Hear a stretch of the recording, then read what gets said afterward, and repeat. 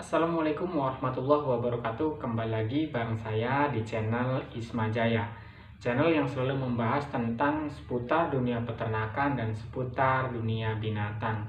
Kali ini teman-teman, saya akan membahas tentang cara ngasih extra fooding atau cara ngasih makan burung murai batu kita dari mulai penjodohan sampai menetas.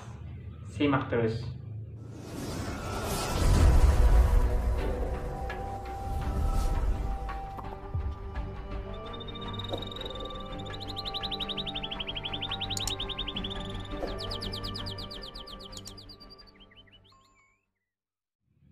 Sebelumnya yang baru gabung silakan gabung dengan cara tekan tombol subscribe-nya ya teman-teman, karena subscribe itu gratis. Dan video ini mungkin agak sedikit lama, tapi teman-teman harap tidak menyakitnya ya. Karena apa? Karena biar tidak gagal paham. Walaupun durasinya agak lama, tapi insya Allah ini sangat bermanfaat bagi teman-teman yang mau beternak burung murai batu. Oke, langsung saja ke pembahasan. Jadi pembahasan pertama diawali dari masa penjodohan ya teman-teman ya. Apa saja makanan pas saat burung kita saat dijodohkan. Jadi burung murai batu kita dijodohkan, apa saja pas saat belum berjodoh. Jadi makanannya itu adalah pertama ulet kandang teman-teman ya. Pertama ulet kandang dan kedua jangkrik. Ini makanan pas saat penjodohan. Jadi jangan dikasih kroto atau dikasih yang lainnya. Ini adalah pengalaman saya dan ini adalah saran dari saya. Nah, setelah dua makanan tersebut dikombinasikan antara ulet kandang dan jangkrik, singkat saja tahap kedua yaitu pas saat sudah berjodoh. Nah, pas saat sudah berjodoh ini beda lagi makanannya ya teman-teman ya. Pas saat berjodoh kita tambahkan extra foodingnya, yaitu ulet kandang, kedua jangkrik, ketiga kita kasih kroto teman-teman. Nah, ini ketiga ya, jadi ada tambahan kroto ya. Nah, tambahan kroto itu untuk yang sudah berjodoh. Kok kenapa pas kita ngasih kroto di saat sudah berjodoh? Jadi manfaat kroto itu adalah untuk mendongkrak birahi sang jantan dan menyuburkan reproduksi rahim si betina. Itu fungsinya ya teman-teman ya. Lalu setelah berjodoh, makanan apa lagi yang akan kita kasihkan ke burung murai batu kita? Nah, ini tahap yang ketiga. Sudah pertama saat penjodohan ya, kedua saat sudah berjodoh, nah ketiga masa bertelur. Singkat cerita, misalkan burung teman-teman ini sudah bertelur ya. Nah, pas saat sudah bertelur ini ya teman-teman ya, jadi usahakan untuk kroto, extra fooding kroto ini kita tarik dulu teman-teman. Nah, extra fooding kroto kita tarik ya, ini pas saat bertelur ya. Terus ulet kandang kita tarik nggak apa-apa, jadi kita full jangkrik saja. Nah, extra foodingnya full jangkrik saja. Nah, itu ya saran saya ya. Jadi jangan sekali-kali misalkan teman-teman pas saat burung murai batunya sudah anggrem, sudah mengerami, itu teman-teman ngasih kroto, itu jangan ya, saran saya. Kenapa?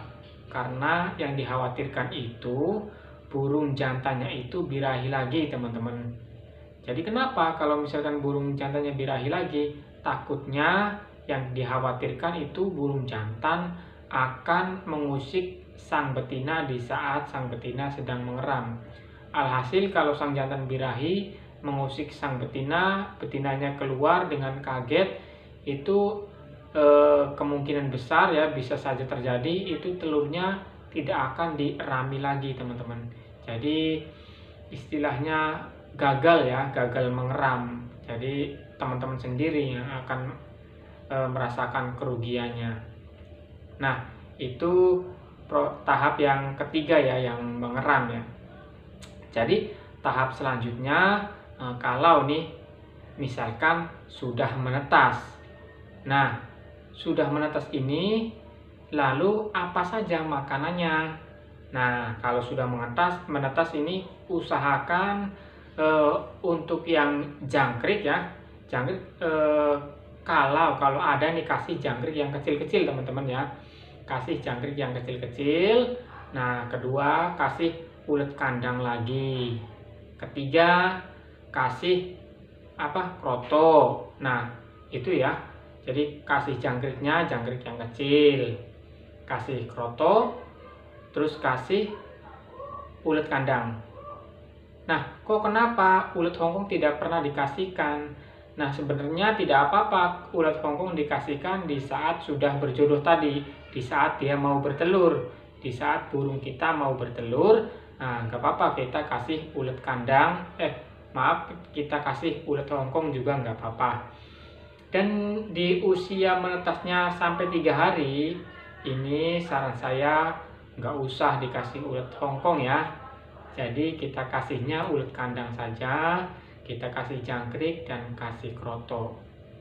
Nah, kapan proses penggantian makanannya pas saat menetas? Contoh misalkan nih teman-teman ya, misalkan jadwal menetas ini teman-teman di hari Jumat. Ini misal ya, misalkan di hari Jumat itu hari ke-14. Jadi kan burung murai batu pada keumumannya itu pas saat menetas itu di usia yang ke-14 hari. Misalkan ke-14 hari ini di pas hari Jumat.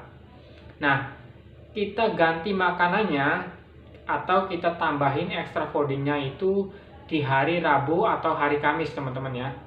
Jadi hari Rabu ini sudah ada ulet kandang. Kalau misalkan kroto nggak apa-apa, nanti juga nggak apa-apa.